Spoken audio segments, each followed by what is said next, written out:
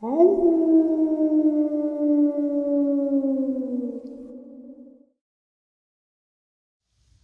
greetings and salutations, everyone. I hope everyone is doing well today. Today, I have an assortment of horrifying encounters to start the day off with. Before we get into it, though, a couple links. As you all know, I rely on Patreon, PayPal, channel membership, and the merch to help the channel to continue to grow and go. Links to Patreon, PayPal, and channel membership is in the description below. Merch displayed directly under the video. Also, Dogman, Frightening Encounters, Volume 1 through 3, the audiobook versions. They were written and researched by Tom Lyons, narrated and produced by me, Jeff Nadolny. Those audiobooks are available on Audible, Amazon, and iTunes, links to which are also in the description as well. And finally, last but definitely not least, if you'd really like to help support this channel to continue to grow and go, simply subscribe. It doesn't cost you a cent. Click that like button, takes half a second. If you don't want to miss out on any of the informative uploads I put out daily, click that bell icon, and folks, please leave a comment. Why? Well, because all these things, they really do help this channel to continue to grow and go. And yes, folks, they definitely do matter. Now, everyone, I have taken far too much of your time. Let's jump in to today's upload, shall we? Today's first part of the upload is the subscriber submission. I have a bit of time before I need to report to my post, so I will begin by telling you some Japanese history and the legend of the Tisachi-gumo. It may help put my son's experiences in some context. Most of the world does not know that there is more than one race in Japan. The modern Japanese that we are familiar with in the United States, we call Yawoi. My ancestors are called Joman. We look different than the Yawoi, in that we are taller with a longer arm and leg length to height ratio, and our eyes are different in that we have a fold in our lid, high cheekbones, and square jawlines. We are the indigenous people of Japan. The Yawoi, which are the dominant race of Japan now, called us Tisachi-gumo, earth spider, as a derogatory term. The Japanese today tell of a monster that dwelled in Japan when they came to the islands. They still tell of that monster called the Tisachi-gumo, which appears as a beautiful woman or a fairy-like child, but its other form is that of a giant hairy spider with stripes. The legends say Tisachi-gumo would invite the men into their home, feed them, and offer them shelter. The men would then fall ill, and the Tisachi-gumo in human form would continue to care for the victim as they grew weaker over days or weeks. In one account, the warrior awoke in delirium and found himself in a room covered with thick web. He struck out and wounded the monster, causing it to flee. He and his men followed the blood trail to the cave and discovered the body of the giant spider. In other tales, the Tisachi-gumo is spared and swore to serve the warrior and be bound till they have saved that warrior 3 times. The stories often having the Tisachi-gumo traveling and battling in human form, killing other demons in order to keep their warrior safe. In one story, the Kitsune, who is a fox in man, seeing the Tisachi-gumo humbled by a human, agrees to also help, just for the enjoyment of watching a Tisachi-gumo in service to a man. By the Yawoi, or modern Japanese, generally hunted the Joman, or Tisachi-gumo people, as shape-shifting spider demons, until their numbers were greatly reduced. They finally bowed to the Emperor Kyoko and swore to the Emperor. Somehow my family became a Japanese noble family and were assigned to be judges and protectors for the emperor, till my grandfather passed the title to his younger brother. Of course, neither I nor my father turn into a spider or eat people, and my children were not told of our ancestry or the legends till my son started seeing things. It began when he was a toddler. He would wake up screaming and say, "They are looking at me through the window. They are trying to get into the house." I assumed he was having night terrors, but when he was 9, he began seeing things more frequently in the yard. By this time, he was old enough to describe it better. He said it was all black, and with long arms and legs like a spider. But it was as big as a man, and had a human torso. He couldn't see any facial features in the dark, except that it was also hairy. He saw its long spider-like arms come over the brick wall and slide its body up and over it. It was inside the yard, still clinging to the wall. He then began to hear a whispering voice, but couldn't understand the words. What I didn't realize at the time was that his older brother and sister both had dreams in which they were approached by a spider-like creature with a human face. They described it as having a human face, but the body was too long, and the arms and legs looked like skinny insect. Of course, they were terrified to find out that they were all seeing or dreaming the same thing. I decided to tell them the legend of the Tisachigumo, if only to ease their fear. I told them their ancestors had been hunted as spider demons, but that the indigenous Japanese hunted with poison-tip arrows, but were in fact peaceful and honored everything in nature, from animals to rocks and streams, even that which they ate. In the traditional beliefs, our ancestors didn't just die and go away. They traveled back and forth, watching over their family and protect them. I have no proof that those ancestral legends are true, and I don't know if what my son saw had anything to do with those legends, but he sleeps well enough now. Another interesting and perhaps ironic fact is that Saint Xavier went to Japan and was the first person in Japan to be converted to Christianity and be baptized. Was from our family, and subsequently 5 of his descendants were burned alive rather than renounce their faith or turn to Christian missionaries. If you look up Saint Leonardus or Sebastian Kimura, the history of their martyrdom is still preserved. We have remained Christians since the 1500s. The irony is that the very people hunted as demons were the first to be baptized or die for their faith in Japan. I know it's not a Dogman, but it's one of our shapeshifters. I wish you and your family a safe and peaceful night.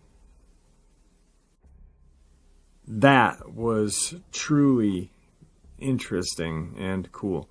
First, I apologize if I annihilated any of the ancient dialect. But I love learning about other cultures and their legends. Native American legends are, by far one of my favorite. But then you've got Japanese legends, you've got the Filipino legends where they have that shape-shifting witch that steals babies.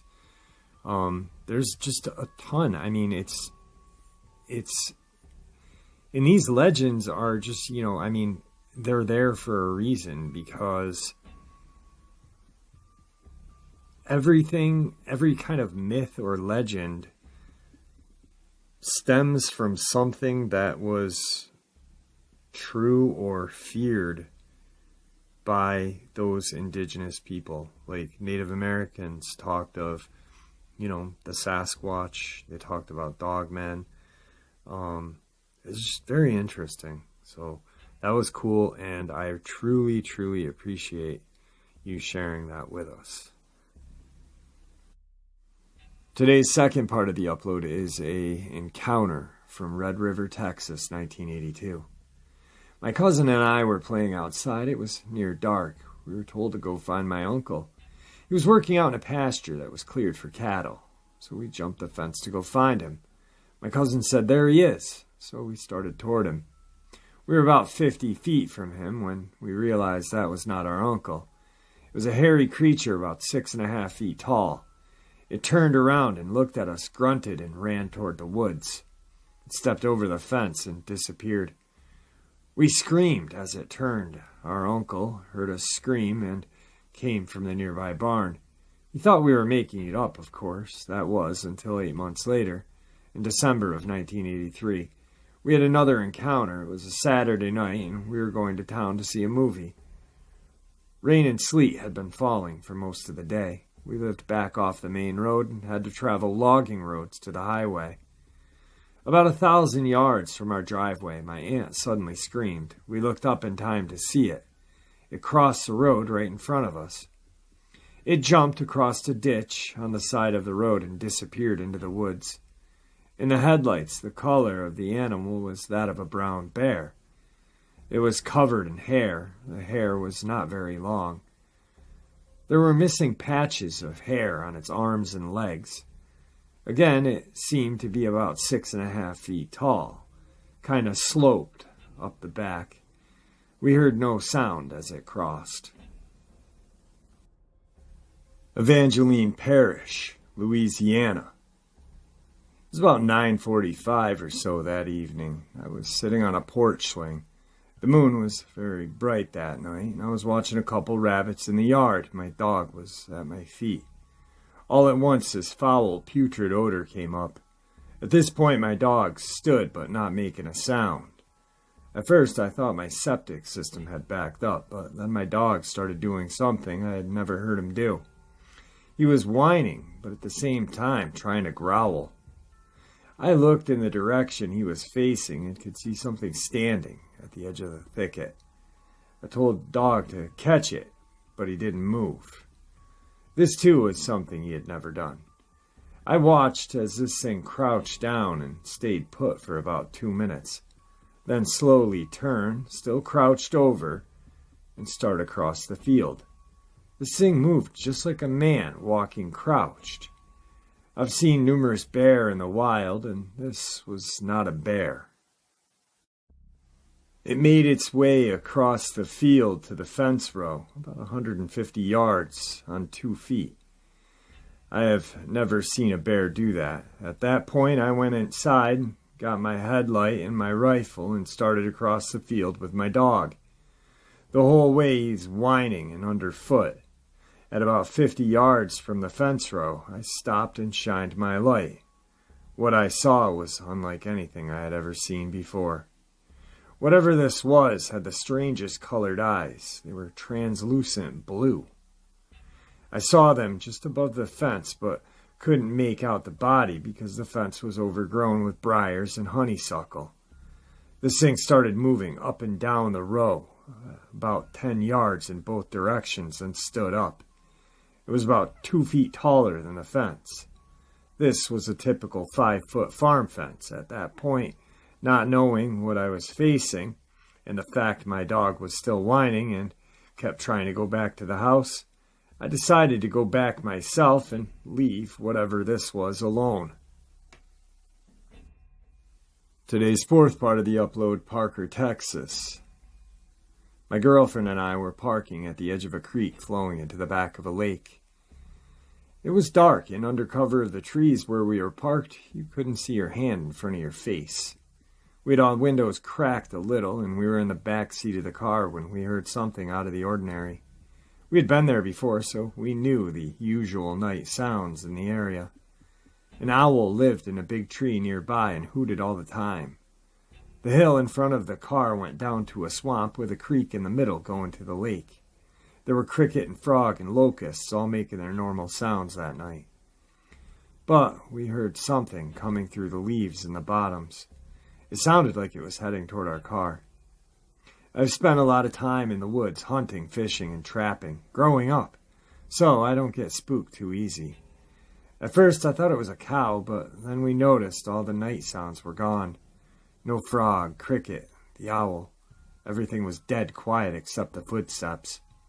They were on 2 feet, a step and a drag step, like it had a hurt foot or something. Then, being a kid, I thought of all the horror movies I had watched and figured it was a guy who jumped the train and was coming to kill us and take our car. As the steps got closer, I got really bugged. It was coming up the hill right at the car. Finally, after what I thought was an eternity, I flew over the front seat and started the car. The only problem was it was a new car she had just bought, and I never drove it. She was screaming about dying or something when I threw it in reverse and stomped the gas. I was there before and knew the road opened up behind me, so as I was going backwards, I hit the light switch. This was a big mistake because it turned out to be the cigarette lighter. As soon as we came out of the tree cover, we got some moonlight and I found the headlight switch. This all happened really quick, but I looked up and there was this animal leaping over the hill going into the creek. It was really wide at the shoulders and almost no neck. I thought at first it was a bear, but there were not any bears in this area. I saw a big brownish black creature running through the trees.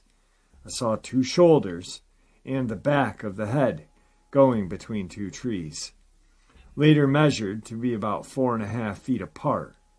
It covered between them very easily. I asked my girlfriend if she saw it. She said she saw a brown spot in the lights like a bear on 2 legs. I think the car scared it off, so we went to town for help. After we got more people, trucks with lights and some equipment, we came back. We left the truck lights shining in the bottoms and looked around for tracks with our flashlights. We started to look for footprints. The ground was dry and covered with leaves, but we did find large scrapes going up the hill to where the car was parked. They looked like it was where the animal jumped over the hill. They were very far apart. I had to stretch as far as I could from one on the bottom to one on the top. I'm 6'4" with a 38-inch inseam. This was a large stride. This is when the whole woods went quiet again. It was nuts. 5 pretty big guys all standing in a circle like a herd of buffalo back to back, scared. I guess none of us moved a muscle. Flashlights and guns pointed out into the dark. We listened to the dead quiet of the woods. Then all of a sudden a tree limb snaps loud and then everything gets back to normal. One by one, the frogs, crickets, owls all started making their noises again. Real strange night for sure. The next day, my brother and my friend went for a walk to the creek with buckshot in their shotguns. We walked about a half a mile down the creek, spread out like we were small game hunting. We came to an area where the railroad tracks were up on the hill. My brother was at the bottom, I was in the middle, and my friend was on the end furthest from the hill. Then we heard a lot of racket and looked over to my brother. He yelled my name in a really scared voice as something was going over the hill. I remember seeing trees bending back as if they were being used to help something get up and over the top. When I got to where my brother was, he was on one knee and had his gun pointed up at the hill. I said, "What was it?" He said, "I don't know, but it was big." We found 2 marks on a real steep bank going up to the railroad tracks. I tried to climb it, but I couldn't. The marks were in the middle of the hill and at the top. Something very strong and powerful went up that hill. It had a big stride as well. The hill has about an 80% incline. Today's 5th encounter, Liberty, Texas. Me and my dog were squirrel hunting. My dog came out of the brush with his tail tucked and a deep growl. I looked to see what he was growling at and observed an animal about 4 to 5 feet tall that was looking like an orangutan that stood straight up. It was reddish-brown in color. It was 20 yards from me. When we saw each other, we both ran in opposite directions. It had to be just as afraid of me as I was of it. Even though I had a .22, I was scared. All I could think was to run. What made me just now tell this story is because of recent hoaxes in the news. These people, the hoaxers, make Bigfoot sightings unbelievable. I have told family and friends, but just get laughed at. I know what I saw and consider to be an honor to witness. I will take this to my grave. Today's sixth encounter, Montgomery County, Texas. After a lot of debate, I decided to share this encounter. My encounter happened when I was 15 years old. It was during the summer of 1981. Like usual, I was out in the woods near Old Houston Road, with friends running around tracking and fishing and just being general guys. It didn't take long to get separated from everyone. That's what happened a lot. We would all meet up back at our camp, and I had been tracking a hog, following a trail into a stand of yampons and shrubs that topped about 6 feet high or so. Once inside, I found a small clearing with grapevine and a couple of trees with low-hanging limbs. I sat down, enjoying the place, thinking this would make a great camp spot. When off to my left, I heard something move. Looking over, I froze. On the other side of the brush, looking over the top, was a head and shoulders. I remember long, shaggy hair, and a dark face with small eyes. I don't remember much else because at that point it began shaking the bush and slowly moving its way through. I did what any sensible teenager does. I ran, tearing my clothes on limbs as I drove through the low game trail. I didn't stop running till I was out of the woods and headed towards my house. The sighting took place maybe 2 miles from the San Jacinto River, in an area that backed up to a subdivision, but at the time there were 3 houses down Old Houston Road. I can say from experience that one can travel from the river to 1314 without being seen. In those days, there wasn't much along the river till you got close to either I-45 or Highway 59. I don't remember any smell, and by the time I worked up the nerve to enter that part of the woods again, there were no signs of tracks. But it did appear as if something had forced its way through the brush. There was lots of broken limbs. I told only one of my friends at the time, and he helped me search for tracks, but we never found anything. Today's 7th encounter. This story is passed down through relatives that did not openly talk about it much due to the way Native Americans reserved Sasquatch and felt guilty about killing one. They especially felt guilty because this Sasquatch was believed to be more human than the average Squatch. The Salish Indian who recounts this story makes this comment about this particular wild man. A Sankum is a word for someone born, not of the direct human, but of Sasquatch kind. This might seem like a cruel joke, something to call a human with developmental disabilities, but the honest-to-God truth may be too hard to swallow. The Sasquatch have inbred with women in the past, and the existence of these offspring has been swept under the rug and kept hidden, like the hairy man. During the 60s, it was rumored that one of the town bishops of the local church, likely a Jesuit, had taken in a freak of some sort. This freak was not human, but not animal enough to be rejected by the Jesuit. So the Jesuit was keeping him in the basement and feeding him. The only reason knowledge of this exists is because people would hear things at the church, inhuman things. If you ask me, the Jesuit did not want this thing to be out and about. This sounds somewhat unbelievable, But keep in mind that the reason the men who shot the hairy man went a little insane is because they killed a human. A giant, ridiculously muscular human, covered with hair, but a human. Too human to parade about town in the back of a pickup truck, if you know what I mean. The Sasquatch, or the Sandcum, of this story had been particularly bold about raiding the homes when people were away and stealing their food. The account starts when the wild man was having his way, free rein. He was getting bold. He started to break into homes during the middle of the day. Children would see him and flip out. Police were called. Meetings were held. The town was becoming more and more shaken up by the presence of this unknown intruder. This was when something incredible happened to the particular family who was favorited by the hairy man.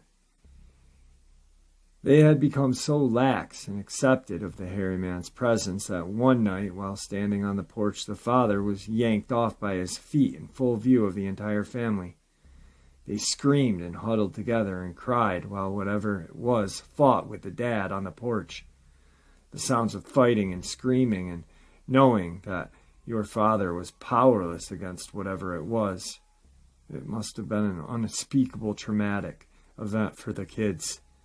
They are now grown up, like myself, and I wonder to this day how much this affected their lives. The father was gone for days. Whatever it was that had taken him had carried him off into the night after a struggle on the porch. There was blood on the grass, and the family grabbed neighbors and men of the community to help recover the dad. The men got together and followed the signs and trails left by whatever it was. Drops of blood and signs of something large passing through. They followed this trail all the way to the very creek which my uncle had spotted a Sasquatch at. They followed the creek all night. When the men returned the next day, they didn't speak a word. The whole group of grown men, and not one of them was willing to speak about what happened. They had, however, found the father. They recovered him. He was beaten black and blue all over his entire body, ribs broken, arms and legs broken. The father was in shock, incoherent, and couldn't speak a word. One of my uncles had gone to see the man and his family in the hospital. There was a fair amount of goodwill being shown to the family that went through this experience. Nobody knew what happened, only that the father was close to death and the family was very shaken up. So my uncle stopped by to pay his respects and saw for himself the father lying in the hospital. His eyes were bulging wide. He was trembling constantly. This man had been beaten very badly, but something else was wrong with him. He was traumatized. He died that night, and to this day nobody knows what grabbed him or what happened to him. To this day, the men who went on that recovery mission to save him kept their stories to themselves. Only a select circle, including my father, remembers these incidences. Almost nobody talks about them. Those men found what it was that had took that father. They found the hairy man and they killed it. They shot it to death with high-powered rifles and buried the bodies. The men who did this feel incredibly guilty. Sasquatch is a matter of fact here, and the older generations told us to avoid them and leave them alone because they were human beings. They are not the animals, and they are not magic. They can most certainly be monsters, and this is one of the stories that definitely corroborates that. But the hairy man, Bigfoot, is so human-like that even here, when a group of men killed one, they were so traumatized by that experience that they felt guilty of murder. Back in the 70s, there was no desire to be rich and famous for killing Bigfoot. There was no desire to even talk about Bigfoot. These kinds of things were dirty little secrets, especially on reservations. Yes, there were plenty of white kids bumping into Bigfoot and getting in the newspapers, but the native community is tight-lipped about this, even still to this day. Today's 8th encounter. Bogard Parish, Louisiana. My family was visiting my grandmother who lived in Longville during the week of the 4th of July. There was a family that lived next door who had 2 boys about my age. My brother and sister and I, along with the boys from next door, had been shooting fireworks off all day. We'd been having a bottle rocket war, shooting bottle rockets at each other. Probably why they don't sell them anymore. Anyway, we were in our teams. One boy and I on one team, and the other boy and my brother and a sister in the other. They lived on about 10 acres of land. They had a large pond on the property toward the back, kind of in the woods. So we were playing all over the property when my team ran to the other side of the pond, which was nearest to the woods. Well, we were not there very long because we heard heavy footsteps and very heavy breathing coming from behind us. I don't remember smelling anything. The area had lots of pine trees with some underbrush, and I could hear whatever coming through the brush. That is when we turned and saw it. I turned to see what was coming, thinking it was a friend of mine. I turned on the flashlight, shining at about chest high. All I saw was grayish-brown hair. I moved the light up to illuminate the face, and when I did, all I remember were 2 bright yellow eyes shining at me. That was until it blocked the light with its hands. I dropped the light and started running toward the house, screaming my head off. We were screaming and yelling so much that the other kids started to scream and yell as well. We ran back to my grandmother's house. Our parents didn't believe us. They thought we had imagined it. Today's final encounter, Rapides Parish, Louisiana. This was in the early 80s, late spring or early summer. I was still in high school, graduated in 83. My 2 brothers and I, as well as my best friend and his 2 brothers, were in a field with our 2 dogs goofing off. On the top of a hill overlooking a swamp bottom. We'd been talking about and wondering why the cattle that stay in this field never went to a certain part of the field, the area where we were looking at. We jokingly called this the Devil's Corner because of it. On this particular day, the cattle had wandered into this area and were going grazing. After about 10 or 15 minutes of sitting at the top of the hill and talking about this, we noticed that a few of the cattle looked very anxious and were looking toward the fence row that bordered the swamp area. We all started getting excited that the cows were scared of something, when all of a sudden the herd became startled and began running up the hill out of that corner in the bottom. Since we were in their path, we moved and watched them run back toward the south end of the field. Being curious, we gathered up some weapons, logs, sticks, and rocks, and decided to go see what was there, not expecting to see anything. We crossed the muddy bottom and started towards the fence row. We noticed it was extremely quiet in that corner of the field. We began to look around when we noticed some reddish hair stuck to the barbs on the fence. One of us said there was no reddish-colored cows, so why is this hair this color, and on the top 4 rows of a barbed wire fence? The fence is about 5 feet high at that point. We then heard something moving in the woods, very thick and dense with lots of thorns, where the hair was. At this time I noticed that a pine tree, roughly 5 inches in diameter, had been twisted and knocked over about 8 to 10 feet up. We hadn't had any storms recently, and no other trees were damaged. We decided we should leave. As we started to leave, the younger 4 boys got scared and threw their stuff down and began running home. But my friend and I did not. I then had a feeling like we were being watched.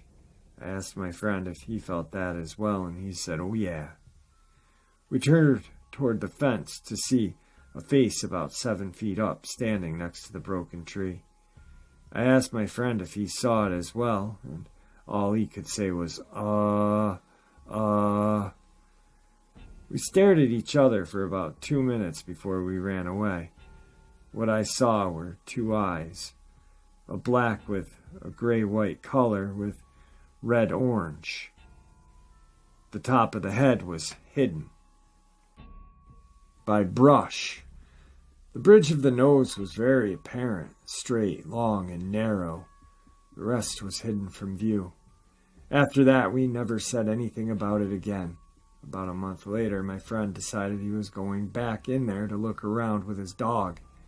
This is the same dog that was with us the first time and acted very afraid. And this dog has chased many animals in that field. I went as far as the fence row, had the broken tree with him, but told him I was not going in there with him and that I'd wait right here for him. He said he'd be back later. After he crossed the fence, I lost sight of him, about 5 feet in. No sooner had I lost sight of him, I heard movement to the left of the spot he went in. Shortly after this, I heard him come running back to the fence row. He was yelling, "I saw it! I saw it!" He jumped the barbed wire fence in stride with his dog hot on his heels. From that day on, we never went to that area again. Later on that fall, we found a calf in the swamp that had been ripped open, and its guts were pulled out but not eaten. We passed it off as wild dogs or coyotes. Later that winter, we had snow, unusual, and again found another calf that had been the same way, but in another area of the field. We also passed this off as wild dogs. That wooded area has been since cleared and thinned with homes in there now, but the swamp is still there. It's all dried up. This swamp has access to Bayou Marie, Cedar Lake, and Red River. My parents still live there, so I visit the area several times a month. All right, guys, like I said in that intro, a awesome upload of just terrifying experiences to start the day off with. I hope you all enjoyed them as much as I enjoyed sharing it with you. Guys, thank you for supporting this channel. Your support is what makes this channel special and what continues for it to grow and go. It is truly appreciated. Please, everyone, stay safe, happy, healthy, and ever vigilant, keeping an eye on our children, our pets, our family, and friends. These creatures are real, they are out there, and they are dangerous. Share this information with those you love and care about, and it may just help save their lives someday. Until next time, never stop asking questions, and never stop searching for answers.